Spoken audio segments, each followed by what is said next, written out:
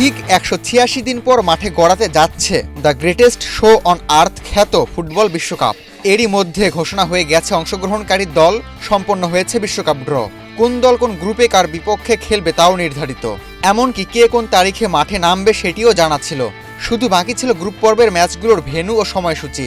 Draw অনুষ্ঠানের ঠিক একদিন পর শনিবার রাতে সেই পূর্ণাঙ্গ সূচি প্রকাশ করেছে ফিফা। বিশ্বকাপের উদ্বোধনী ম্যাচে দেখা যাবে পরিচিত একটি দ্বৈরথ, মেক্সিকো বনাম দক্ষিণ আফ্রিকা। ২০১০ বিশ্বকাপের সেই উদ্বোধনী লড়াইয়ের পুনরাবৃত্তি। বাংলাদেশ সময় ১১ জুন রাত ১টায় মেক্সিকো সিটিতে গড়াবে বিশ্বকাপের প্রথম ম্যাচ। ওদের স্বপ্ন পূরণে পাশে থাকতে পেরে আমরা গর্বিত। অন্যদিকে ব্রাজিল ভক্তদের জন্য অপেক্ষা করতে হবে আরও ৩ দিন। ১১ তারিখে বিশ্বকাপ শুরু হলেও ৫ বারের চ্যাম্পিয়নরা নিজেদের প্রথম ম্যাচে খেলবে ১৪ জুন।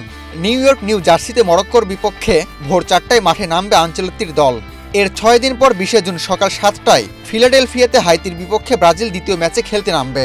আর তৃতীয় ম্যাচে সেলেসাওরা খেলবে মেসির বর্তমান শহর মায়ামিতে।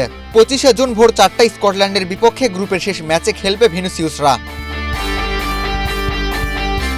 ব্রাজিল এবার বিশ্বকাপ খেলতে যাবে ২৪ বছরের শিরোপা খরা নিয়ে। ২০০২ সালের পর সোনালী ট্রফির আর দেখা পায়নি সবচেয়ে সফল দলটি, তাই এবারের মিশনে তারা পুরোপুরি মনোযোগী। বিশ্বকাপ জয়ের স্বপ্নে ব্রাজিল প্রথমবারের মতো কোচ নিয়োগ দিয়েছে দেশের বাইরের কাউকে। আর সেলেসাওদের শিরোপা স্বপ্ন পূরণে নেইমার জুনিয়রের উপস্থিতি হতে পারে গুরুত্বপূর্ণ। তবে নেইমার আদৌ খেলতে পারবেন কিনা তা এখনও নিশ্চিত নয়। ব্রাজিল কোচ কার্লো আনচেলত্তি স্পষ্ট জানিয়ে দিয়েছেন, শতভাগ ফিট খেলোয়াড়রাই সুযোগ পাবেন বিশ্বকাপের দলে। নেইমার কিংবা ভিনিসিয়াস কারো ক্ষেত্রে নিয়ম শিথিল নয়। আনচেলত্তির ভাষায়, কেউ যদি ৯০% ফিট থাকে তবুও আমি ১০০% ফিট থাকা অন্য খেলোয়াড়কেই বেছে নেব।